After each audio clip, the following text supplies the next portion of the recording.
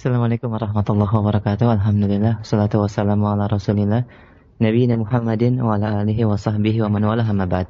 Pendengar yang dirahmati Allah subhanahu wa ta'ala, Alhamdulillah pada kesempatan sore ini kembali kita bersua di udara dalam kajian ilmiah Untayan Mutiara Nasihat dalam pembahasan kitab hadis Riyadhus Shalihin yang ditulis oleh seorang ulama terkemuka dari mazhab al-Imam Asy-Syafi'i rahimahullahu ta'ala. Beliau adalah al-Imam An-Nawawi rahimahullahu ta'ala.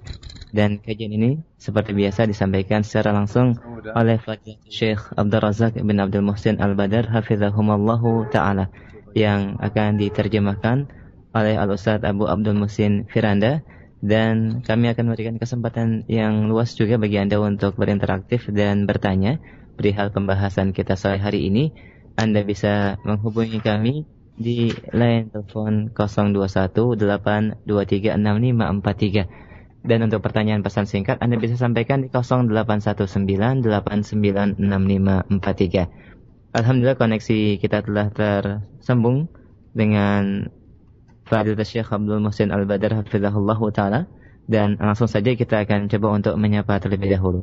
Assalamualaikum warahmatullahi wabarakatuh ya Syekh.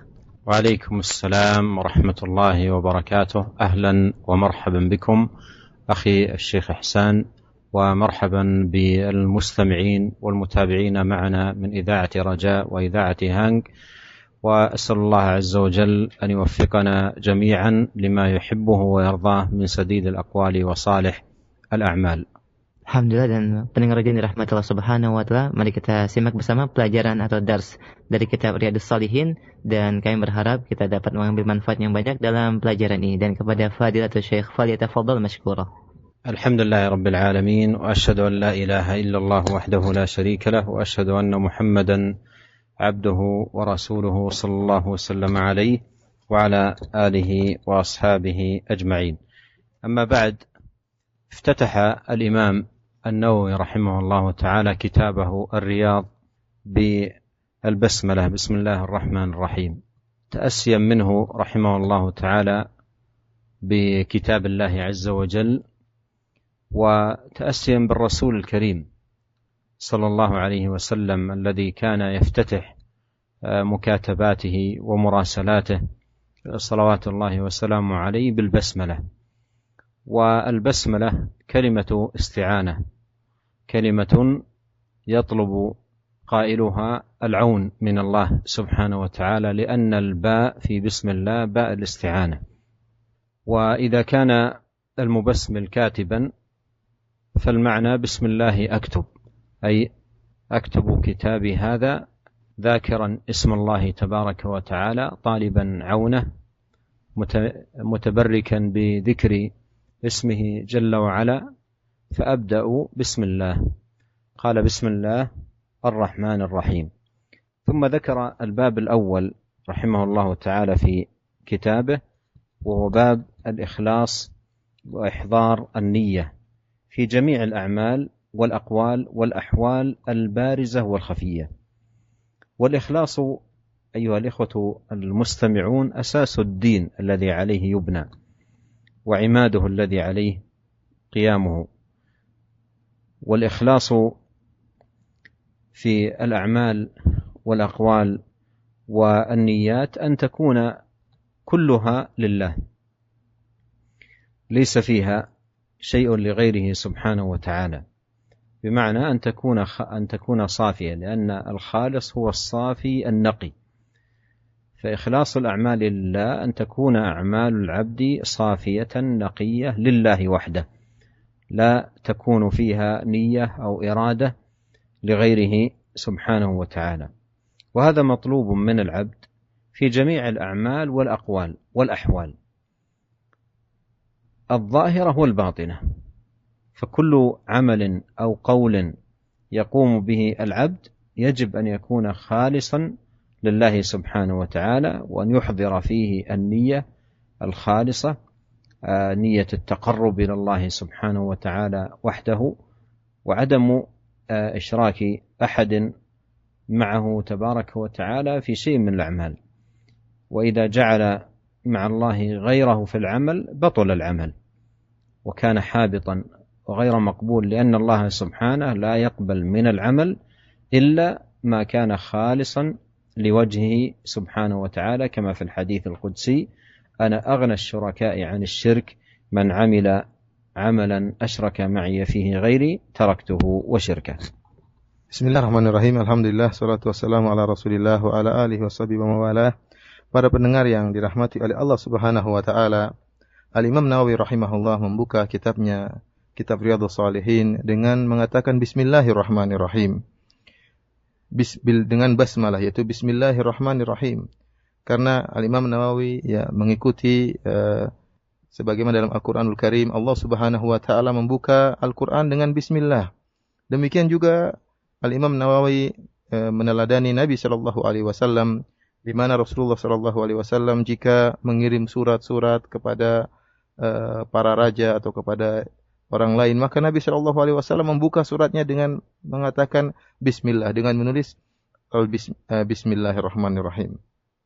Dan bismillah yaitu merupakan kalimat isti'anah. Tatkala seorang mengucapkan bismillah, artinya dia meminta pertolongan dari Allah Subhanahu wa taala. Karena kalimat bismillah, kalimat huruf ba di situ, yaitu bismillah, ba di situ adalah untuk isti'anah, ya, mengharapkan pertolongan dari Allah Subhanahu wa taala. Oleh karenanya jika seorang mengucapkan bismillah tatkala dia sedang menulis atau memulai tulisannya, artinya dia mengatakan bismillah, dengan nama Allah aktub, dengan nama Allah aku menulis, dengan mengingat nama Allah Subhanahu wa taala, dengan mengharap pertolongan Allah Subhanahu wa taala, dan mencari barokah dengan menyebutkan nama Allah Subhanahu wa taala. Itulah makna bismillah tatkala kita menulis. Tatkala kita menulis kita mengatakan bismillah, maknanya apa? Maknanya aku memulai dengan menyebut nama Allah Subhanahu wa taala, dengan mengingat nama Allah Subhanahu wa taala, mengharapkan pertolongan Allah Subhanahu wa taala, dan mengharapkan berkah dengan menyebut nama Allah Subhanahu wa taala. Para pendengar yang dirahmati oleh Allah Subhanahu wa taala, kemudian Al-Imam Nawawi rahimahullah menyebutkan bab yang pertama tentang keikhlasan, di mana beliau memberi judul bab tersebut dengan judul Babul Ikhlas wa Ihdharin Niyyah fi Jami'il A'mal wal Aqwal wal Ahwal al-Barizah wal Khafiyah. Kata Al-Imam Nawawi rahimahullah, bab tentang ikhlas dan menghadirkan niat dalam segala amalan, dalam segala perbuatan, dalam segala kondisi, baik yang nampak maupun yang tidak nampak, ya. Dan ikhlas merupakan pondasi daripada agama ini. Agama kita dibangun di atas keikhlasan, dan amalan-amalan seluruhnya dibangun di atas keikhlasan. Jika amalan tidak dibangun di atas keikhlasan, maka tidak bernilai di sisi Allah Subhanahu wa taala. Oleh karenanya, ikhlas dituntut dari seorang hamba, baik dalam perkataan maupun perbuatan, maupun dalam niat-niat hamba tersebut. Seluruhnya hendaknya hanya semata-mata karena Allah Subhanahu wa taala. Tidak boleh sedikit pun diserahkan kepada selain Allah Subhanahu wa taala, karena ikhlas maknanya adalah murni, ya, safi, murni, semata-mata karena Allah Subhanahu wa taala, bersih. Niat tersebut bersih semata-mata untuk Allah Subhanahu wa taala, tidak terkotori, tidak terkontaminasi dengan apapun yang merusak atau mencemari kemurnian niat seorang hamba. Tidak boleh seorang tatkala beramal soleh kemudian dia memiliki iradah, keinginan atau mengotori niatnya mengharap sesuatu dari selain Allah Subhanahu wa taala. Oleh karenanya keikhlasan dituntut dari seorang hamba dalam segala kondisinya, dalam segala perkataannya, dalam segala amalannya, dalam segala kondisinya, baik yang kelihatan maupun yang tersembunyi. Para pendengar yang dirahmati oleh Allah Subhanahu wa taala, jika suatu amalan dibangun di atas keikhlasan dalam rangka bertaqarrub kepada Allah Subhanahu wa taala semata, maka akan diterima oleh Allah Subhanahu wa taala. Namun jika seorang hamba kemudian berbuat kesyirikan, yaitu dia selain berharap kepada Allah juga berharap kepada selain Allah, kepada makhluk, maka ini bukanlah keikhlasan. Oleh karenanya jika seorang hamba melakukan hal ini, terjerumus dalam kesyirikan, mengharapkan dari selain Allah, maka gugurlah amalannya, karena Allah Subhanahu wa taala tidak akan menerima suatu amalan pun kecuali semata-mata murni ikhlas karena Allah Subhanahu wa taala. Dalam satu hadis qudsi Allah Subhanahu wa taala berfirman, "Ana aghna syuraka 'ani syirk, man 'amila amalan asyraka fihi ma'iyya ghairi taraktuhu wa syirkahu." Aku adalah zat yang paling tidak butuh dengan syarikat. Barang siapa yang melakukan satu amalan apapun, kemudian dia mengambil syarikat selainku, maka aku akan tinggalkan dia dan kesyirikannya. ثم أورد الإمام النووي رحمه الله تعالى أدلة من القرآن الكريم على هذا الباب، باب الإخلاص وإحضار النية، فأورد رحمه الله أدلة من القرآن عددها 3 آيات. الأولى قول الله سبحانه: وما أمروا إلا ليعبدوا الله مخلصين له الدين حنفاء ويقيموا الصلاة ويؤتوا الزكاة وذلك دين القيمة. وهذه الآية الكريمة من آيات الإخلاص ووجوبه، وأن الواجب على العبد أن تكون عبادته كلها لله تبارك وتعالى خالصة. قال: وما أمروا إلا ليعبدوا الله مخلصين له الدين، وهذا من أساليب الحصر في لغة العرب. فالعباد لم يؤمروا في عباداتهم وطاعاتهم وقرباتهم إلا بالإخلاص، بأن تكون جميعها خالصة لله سبحانه وتعالى، ليس لأحد فيها شيئا. وعرفنا أن الخالص هو الصافي النقي الذي لم يرد به إلا الله جل وعلا. فهذا الذي أمر به العباد، أن تكون جميع العبادات التي يتقربون بها إلى الله سبحانه وتعالى خالصة لله مخلصين له الدين، أي دينهم خالص وصافي ونقي لم يرد به إلا الله عز وجل. وقوله حنفاء، والحنيفية ملة إبراهيم الخليل عليه السلام، إن إبراهيم كان أمة قانتا لله حنيفا ولم يكن من المشركين. والحنيف هو المائل عن كل باطل وعن كل ضلال، ومن ذلكم الشرك بالله سبحانه وتعالى، إلى الحق والهدى. وأعظم الحق والهدى التوحيد والإخلاص لله سبحانه وتعالى. قال: ويقيموا الصلاة ويؤتوا الزكاة وذلك دين القيمة، الإشارة إلى ما سبق، وأعظمه إخلاص الدين لله سبحانه وتعالى هو دين الله عز وجل الذي أمر عباده به. Kemudian Al-Imam Nawawi rahimahullah membawakan dalil-dalil dari Al-Quran yang menunjukkan akan bab ini tentang keikhlasan dan menghadirkan niat dalam segala amalan dan perkataan maupun dalam segala kondisi. Ada 3 ayat yang dibawakan oleh Imam Nawawi rahimahullah dalam bab ini. Ayat yang pertama yaitu firman Allah Subhanahu wa taala, "Wa ma umiru illa liya'budullaha mukhlishina lahud-din hunafa wa yuqimus salata wa yu'tuz zakata wa dzalika dinul qayyimah." Ya, kata Allah Subhanahu wa taala, dan tidaklah mereka diperintahkan kecuali untuk beribadah kepada Allah Subhanahu wa taala mukhlishina lahud-din, dengan mengikhlaskan agama mereka, hunafa dalam keadaan hanif, dan mereka menegakkan salat dan membayar zakat, dan itulah agama yang lurus, ya. Dalam ayat ini, perhatikanlah para pendengar yang dirahmati oleh Allah Subhanahu wa taala. Allah Subhanahu wa taala mengatakan, "Wa ma umiru illa liya'budullaha mukhlishina lahud-din." Dan tidaklah mereka diperintahkan kecuali untuk ikhlas. Ya, hal ini menunjukkan bahwasanya hamba hanyalah diperintahkan oleh Allah Subhanahu wa taala untuk beribadah ikhlas kepada Allah Subhanahu wa taala.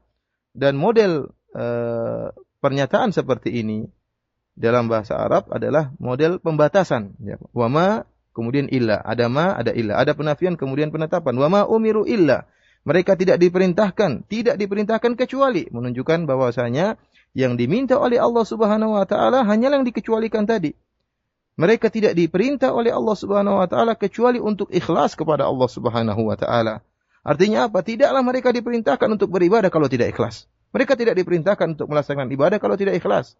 Mereka hanya diperintahkan untuk beribadah jika dikerjakan ikhlas karena Allah Subhanahu wa taala. Dan tadi telah kita pahami bahwasanya yang namanya ikhlas, yaitu namanya khalis, yaitu suatu yang murni, bersih, tidak tercampur dengan sedikit kotoran pun.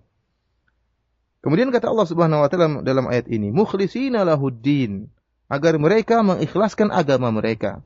Dan kalimat agama di sini mencakup segala amalan ibadah, baik perkataan maupun perbuatan. Ya, seluruhnya harus dikerjakan dengan murni semata-mata karena Allah Subhanahu wa taala, semata-mata mencari keridhaan Allah Subhanahu wa taala. Kemudian kata Allah Subhanahu wa taala hunafa. Jadi ikhlas dan kemudian hanif. Apa itu hunafa? Yaitu dari Hanifiyah, yaitu millatu Ibrahim. ya agamanya Nabi Ibrahim alaihissalam, di mana Allah Subhanahu wa taala telah mensifati Nabi Ibrahim alaihissalam dengan hanifiyah. Kata Allah Subhanahu wa taala, "Inna Ibrahim kana ummatan qanitan lillah hanifa wa lam yakun minal musyrikin." Kata Allah Subhanahu wa taala, Ibrahim alaihissalam adalah umat qanitan lillah, senantiasa beribadah kepada Allah Subhanahu wa taala, hanifan, dan memiliki sifat hanifiyah, wa lam yakun minal musyrikin, dan dia bukanlah termasuk orang-orang yang berbuat kesyirikan. Dan makna kalimat dari hanifiyah yaitu adalah condong menjauh daripada segala kesesatan menuju kepada hidayah. Ini namanya hanif. Jadi hanif bukan artinya lurus, tetapi artinya belok dan condong. Artinya apa? Condong meninggalkan kesesatan dan mendekati kebenaran. Dan termasuk kesesatan yang paling besar adalah kesyirikan. Dan termasuk petunjuk yang paling besar adalah tauhid dan keikhlasan. Oleh karenanya seorang yang beribadah kepada Allah dengan ikhlas dan hanifiyah, dialah yang beribadah kepada Allah mengharapkan wajah Allah Subhanahu wa taala dan menjauh dari segala bentuk kesesatan dan kesyirikan dan mendekati condong kepada hidayah dan tauhid dan keikhlasan. Kemudian kata Allah Subhanahu wa taala, "Wa yuqimus salata wa yu'tuz zakata wa dzalika dinul qayyimah." Yaitu mereka juga diperintahkan untuk menegakkan salat dan membayar zakat, dan itulah agama yang lurus, yaitu mereka mengerjakan dengan keikhlasan. ثم أورد رحمه الله تعالى الدليل الثاني على الإخلاص، وهو قوله عز وجل من سورة الحج: لن ينال الله لحومها ولا دماؤها ولكن يناله التقوى منكم. والضمير في قوله لحومها ودماؤها عائد إلى النسك الذي يذبح يوم العيد، عيد الأضحى. فيخبر جل وعلا في هذه الآية أنه ليس المقصود من ذلك الذبح ومن ذلك النسك اللحم فقط أو ذبحها فقط أو مجرد الذبح. قال لن ينال الله لحومها ولا دماؤها ولكن يناله التقوى. فالمقصود بذلكم تقوى الله والتقرب إليه سبحانه وتعالى وطلب رضاه، فليس المقصود منها ذبحها فقط، والله سبحانه وتعالى لا يناله من لحومها ولا من دمائها شيء لكونه سبحانه وتعالى الغني الحميد، وإنما يناله جل وعلا الإخلاص فيها لله والاحتساب في طلب ثوابه ورضاه سبحانه وتعالى، وقيام النية الصالحة الخالصة في قلب المتقرب بذلك النسك. ولهذا قال سبحانه وتعالى: ولكن يناله التقوى منكم. فإذن هذه الآية الكريمة المباركة فيها حث وترغيب على الإخلاص في النحر، وأن يكون القصد به وجه الله سبحانه وتعالى، لا للفخر ولا للسمعة ولا للرياء ولا لمجرد أيضا العادة ومحاكاة الآخرين، بل من أجل الله ولله سبحانه وتعالى. وهكذا الواجب في سائر العبادات: قل إن صلاتي ونسكي ومحياي ومماتي لله رب العالمين لا شريك له وبذلك أمرت وأنا أول المسلمين. وإن لم يقترن الإخلاص بالعمل بطل العمل، وكان العمل كالقشر الذي لا لب فيه وكالجسد الذي لا روح فيه. فالإخلاص هو روح الأعمال وأساسها وأصل قيامها. Para pendengar yang dirahmati oleh Allah Subhanahu wa taala, kemudian Al-Imam Nawawi rahimahullah membawakan ayat yang kedua yang merupakan dalil untuk ikhlas kepada Allah Subhanahu wa taala, yaitu ayat yang terdapat dalam surat Al-Hajj ayat 37 di mana Allah Subhanahu wa taala berfirman, "Lan yanalallaha luhumuha wala dima'uha, walakin yanaluhu at-taqwa minkum." Kata Allah Subhanahu wa taala, daging-daging tersebut dan darah-darah tersebut tidak akan sampai kepada Allah Subhanahu wa taala, akan tapi yang sampai kepada Allah adalah takwa dari kalian. Perhatikan dalam ayat ini, tatkala Allah mengatakan daging-daging tersebut, maksudnya apa? Maksudnya adalah daging-daging yang disembelih tatkala hari Idul Adha, tatkala hari raya haji tatkala mereka menyembelih, ya, kemudian darah-darah yang dialirkan pada hari tersebut. Allah mengingatkan bahwasanya yang maksud dari tujuan menyembelih daging sembelihan, daging korban, maksudnya adalah bukanlah sekedar penyembelihan dan bukan sekedar daging tersebut, ya. Akan tapi yang dimaksud adalah ketakwaan dari Allah ketakwaan kepada Allah Subhanahu wa taala dan mengharapkan keridhaan Allah Subhanahu wa taala. Allah adalah Maha Kaya, Allah tidak butuh dengan sembelihan, Allah tidak butuh dengan daging-daging tersebut, ya. Jadi yang dimaksudkan dari penyembelihan daging korban bukan dagingnya dan juga bukan hanya sekedar penyembelihannya, bukan hanya sekedar mengalirkan darahnya, akan tapi yang Allah harapkan dari kita tatkala kita menyembelih hewan sembelihan yaitu ketakwaan dari kita. Kita kerjakan amalan tersebut dengan ikhlas kepada Allah Subhanahu wa taala, dengan mengharapkan kedekatan kepada Allah Subhanahu wa taala, dengan ketakwaan kepada Allah Subhanahu wa taala.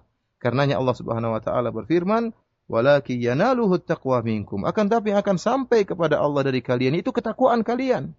Ketakwaan kalian yang akan sampai kepada Allah Subhanahu wa taala. Para pendengar yang dirahmati oleh Allah Subhanahu wa taala, dalam ayat yang mulia ini ada dorongan dan motivasi, ya, dalam masalah menyembelih hewan-hewan sembelihan. Hendaknya sembelihan tersebut dikerjakan karena Allah Subhanahu wa taala, dibangun di atas ketakwaan, bukan karena niat-niat yang buruk, bukan karena riya ingin dilihat oleh orang lain, bukan karena sum'ah ingin disebut-sebut oleh orang lain, bukan hanya sekedar mengikuti adat kebiasaan manusia, orang-orang pada nyembelih saya pun ikut menyembelih, tidak. Bukan juga karena ingin mengikuti orang lain. Ya, ada orang yang mengerjakan, kita pun ikut mengerjakan. Bukan. Apalagi diniatkan karena hanya sekedar berbangga-bangga. Kampung sana motong sekian, kampung sini motong lebih banyak, menyembelih lebih banyak. Ini niat-niat yang buruk yang harus kita bersihkan. Karena Allah mengatakan, "Walaki yanaluhu taqwa minkum." Yang akan sampai adalah ketakwaan. Bukan dagingnya, bukan banyak hewan sembelihan, bukan banyak berat dagingnya, bukan darah yang dialirkan, tapi ketakwaan dari kalian yang akan sampai kepada Allah Subhanahu wa taala. Oleh karenanya, demikian pula pada ibadah-ibadah yang lain. Kalau menyembelih harus dikerjakan ikhlas dan takwa kepada Allah Subhanahu wa taala, demikian juga ibadah-ibadah yang lainnya. Sebagaimana firman Allah Subhanahu wa taala, "Qul inna sholati wa nusuki wa mahyaya wa mamati lillahi rabbil alamin la syarikalah." Katakanlah wahai Muhammad, bahwasanya salatku dan sembelihanku dan hidupku dan matiku, ya, hanyalah untuk Allah Subhanahu wa taala, tidak ada syarikat kepada Allah Subhanahu wa taala. Jika suatu amalan tidak digandengkan dengan keikhlasan, maka amalan tersebut akan sirna, tidak bernilai di sisi Allah Subhanahu wa taala. Seperti kulit yang tanpa isi, hanya sekedar kulit, tidak ada isinya, demikian juga seperti jasad yang tanpa ruh, tidak bernilai di sisi Allah Subhanahu wa taala. Al-ayah ats-tsalitsah, qaulullah Subhanahu wa taala, "Qul in tukhfu ma fi sudurikum aw tubduhu ya'lamhu Allah." ويعلم ما في السماوات وما في الأرض والله على كل شيء قدير. هذه الآية الكريمة من سورة آل عمران فيها الإخبار بسعة علم الله، وأن علم الله سبحانه وتعالى وسع كل شيء، وأنه جل وعلا أحاط بكل شيء علما، لا تخفى عليه خافية في الأرض ولا في السماء. ومما أحاط به علمه سبحانه وتعالى ما في نفوس العباد، وما يجول في نفوسهم، وما يقوم في قلوبهم. والقلوب متفاوتة في نياتها وإراداتها ومقاصدها وأفكارها وتصوراتها إلى غير ذلك.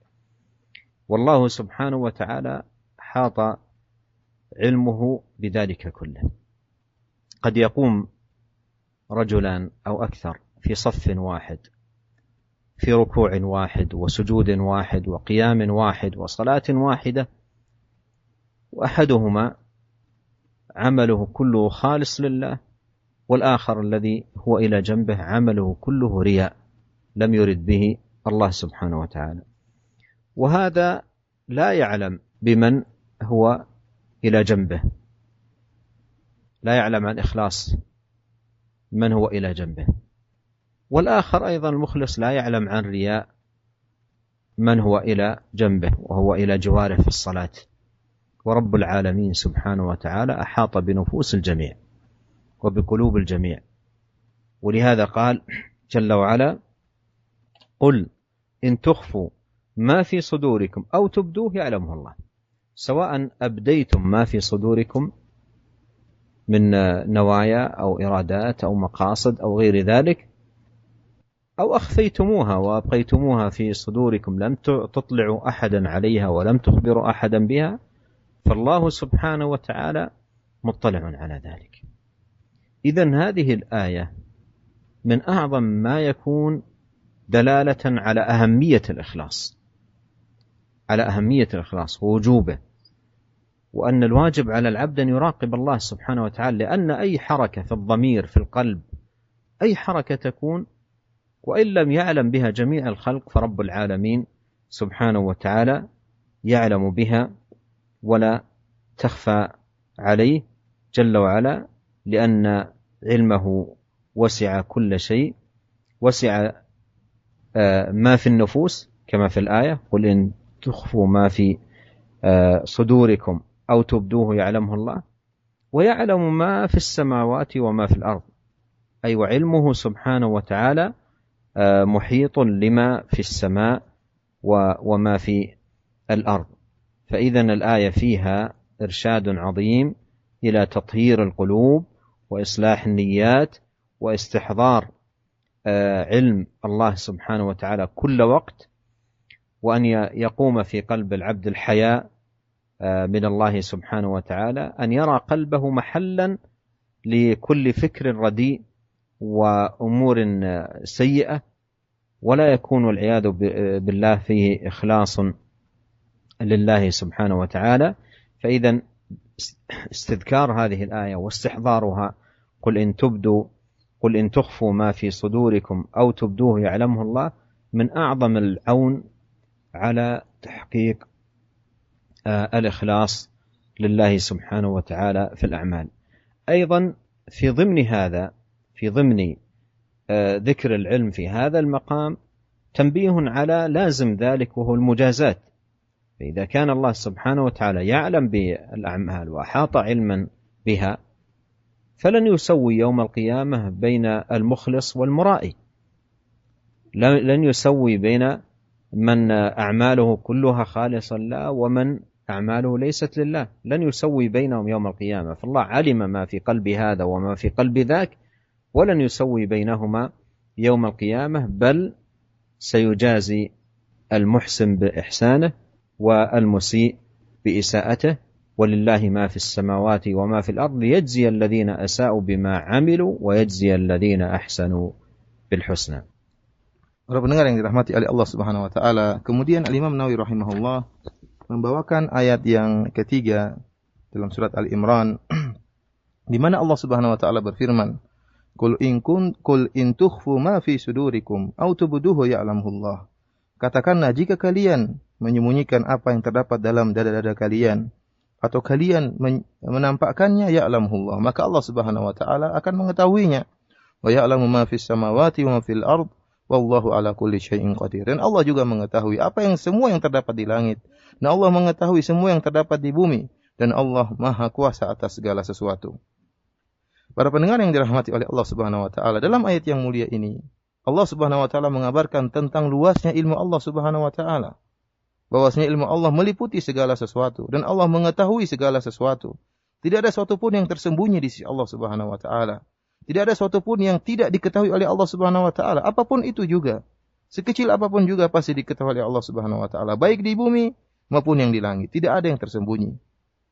Demikian pula Allah mengingatkan bahwasanya Allah juga Maha mengetahui apa yang terdapat dalam hati-hati manusia, apa yang tergerak dalam dada-dada mereka, apa yang dipikirkan oleh hati-hati mereka. Seluruhnya diketahui oleh Allah Subhanahu wa taala. Dan ini merupakan kesempurnaan ilmu Allah yang Maha mengetahui segala sesuatu, bahkan isi hati hamba-hamba Allah Subhanahu wa taala.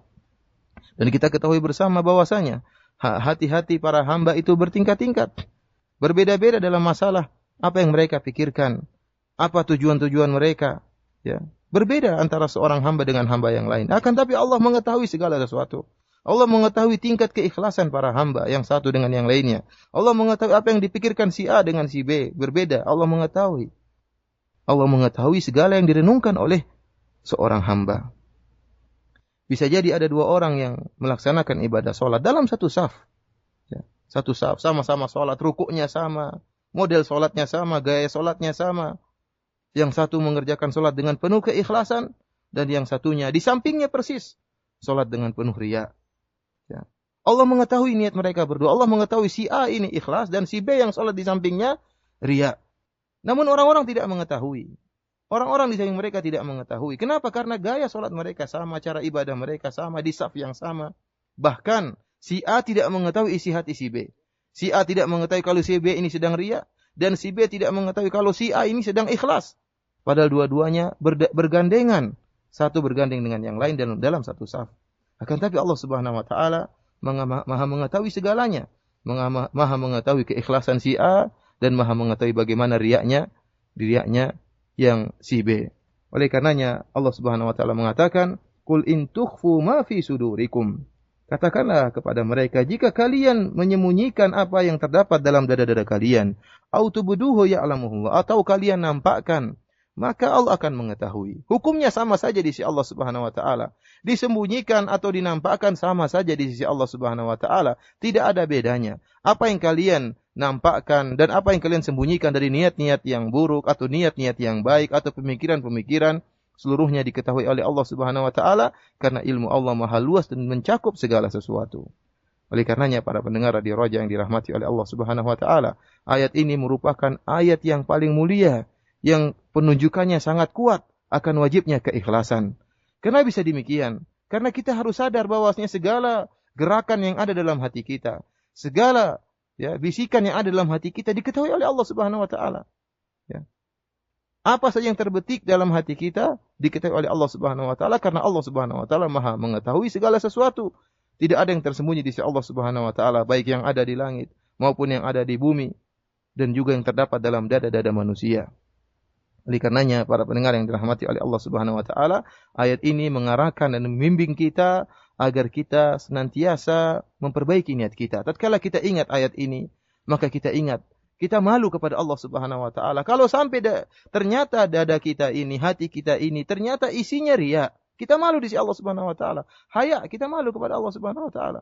Kalau Allah tahu ternyata dalam dada kita ada pemikiran-pemikiran yang buruk, dalam hati kita ada niat-niat yang busuk, orang semua menyangka kita ikhlas, ternyata niat kita busuk dan diketahui oleh Allah, dan kita tahu bahwasanya Allah mengetahui kebusukan niat kita. Oleh karenanya kita malu kepada Allah Subhanahu wa taala. Oleh karenanya ayat ini sebagaimana kata Syekh tadi merupakan ayat yang paling kuat yang membantu seorang hamba untuk bisa ikhlas kepada Allah Subhanahu wa taala. Meskipun seluruh manusia tidak mengetahui isi niat kita, Allah Subhanahu wa taala mengetahui isi hati kita. Kemudian faedah yang berikutnya dari ayat ini para pendengar yang dirahmati oleh Allah Subhanahu wa taala, tatkala Allah menyebutkan tentang ilmu di sini, Allah mengatakan ya'lamuhullah, apa yang kalian sembunyikan akan diketahui oleh Allah Subhanahu wa taala. Ini melazimkan ada balasan. Kalau Allah mengetahui sesuatu, tentunya Allah akan balas apa yang sesuai dengan apa yang Allah ketahui. Allah tidak akan samakan pada hari kiamat kelak antara orang yang ikhlas dengan orang yang riya. Antara orang yang amalannya seluruhnya semata-mata karena Allah Subhanahu wa taala dengan orang yang amalannya bercampur dengan riya. Bahkan Allah Subhanahu wa taala akan membalas yang berbuat baik dengan kebaikan, dan Allah akan balas yang keburukan, yang berbuat keburukan dengan keburukan. Liyajziyal ladzina asa'u bima lillahi ma fis samawati wal ard liyajziyal ladzina asa'u bima amilu wa yajziyal ladzina ahsanu bil husna. Kata Allah Subhanahu wa taala, milik Allah lah segala yang ada di langit dan ada yang di bumi.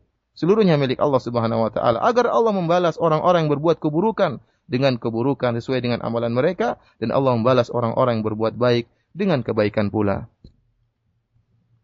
ثم بعد ذلكم أخذ يسوق الإمام النووي رحمه الله تعالى الأحاديث عن النبي عليه الصلاة والسلام في وجوب الإخلاص وأهميته، ونؤجل الحديث عنها إلى لقائنا القادم بإذن الله تبارك وتعالى. أسأل الله الكريم أن يرزقنا في برنامجنا هذا الإخلاص، وأن يجعله لوجهه تبارك وتعالى خالصا، وأن يتقبله منا بقبول حسن، وأن ينفع به، وأن يعظم بركته، وأن يغفر لي الإمام النووي رحمه الله ولجميع علماء المسلمين، وأن يجزيهم عنا خير الجزاء، وأسأله تبارك وتعالى أن يمن علينا جميعا بالإخلاص في أقوالنا وأعمالنا وأحوالنا، وألا يكلنا إلى أنفسنا طرفة عين، وأن يصلح لنا شأننا كله، إنه تبارك وتعالى سميع الدعاء وهو أهل الرجاء وهو حسبنا ونعم الوكيل. والله تعالى أعلم، وصلى الله وسلم على عبده ورسوله نبينا محمد وآله وصحبه أجمعين. Para pendengar yang dirahmati oleh Allah Subhanahu wa taala, setelah menyebutkan 3 ayat yang tadi, maka Al-Imam Nawawi rahimahullah menyebutkan hadis-hadis dari Nabi sallallahu alaihi wasallam yang menunjukkan akan wajibnya ikhlas kepada Allah Subhanahu wa taala. Dan insyaallah pembahasan tentang hadis-hadis tersebut kita tunda pada pengajian berikutnya. Kita berdoa kepada Allah Subhanahu wa taala agar Allah Subhanahu wa taala menganugerahkan kepada kita keikhlasan baik dalam perkataan kita maupun perbuatan kita, dan agar Allah Subhanahu wa taala senantiasa membimbing kita, dan agar Allah Subhanahu wa taala tidak membuat diri kita menyerahkan urusan kita kepada diri kita sendiri yang penuh dengan kelemahan. Dan kita berdoa kepada Allah Subhanahu wa taala agar membesarkan pahala dan melipat gandakan pahala terhadap Al-Imam Nawawi rahimahullah, dan memberikan keberkahan terhadap bukunya tersebut Riyadhus Shalihin, dan juga semoga Allah Subhanahu wa taala mengampuni beliau dan juga mengampuni seluruh para ulama dan seluruh kaum muslimin. Demikian saja para pendengar yang rahmati Allah Subhanahu wa taala. Kalau ada yang mau bertanya, kami persilakan.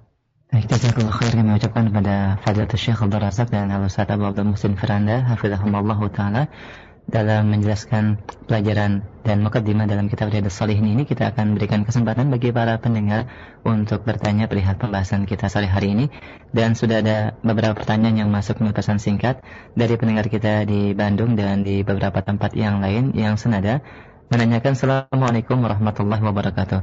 Ya Fadilatul Syekh, manakala kita beramal suatu ibadah dan di awal kali kita berbuat ada keikhlasan dalam niat, lalu kemudian pada pertengahan ada hal-hal yang menyertainya dari perkara-perkara yang merusak niat. Lalu bagaimanakah solusinya? Apakah kita menghentikan ibadah atau perbuatan yang kita lakukan tersebut, atau kita tetap melakukannya walaupun dengan ada niat-niat yang lain yang ada dalam hati kita? Jazakallah khair. النية أمرها عظيم جدا، وتحتاج إلى مجاهدة مستمرة. حتى قال بعض السلف: ما عالجت شيئا أشد علي من نيتي. ومثل ما ذكر السائل، قد يكون العبد في أول عمله أو أول عبادته أو أول صلاته ماضيا على الإخلاص، ثم تصدف أمور تنازعه على إخلاصه لله سبحانه وتعالى، فتبدأ النية تتفلت منه.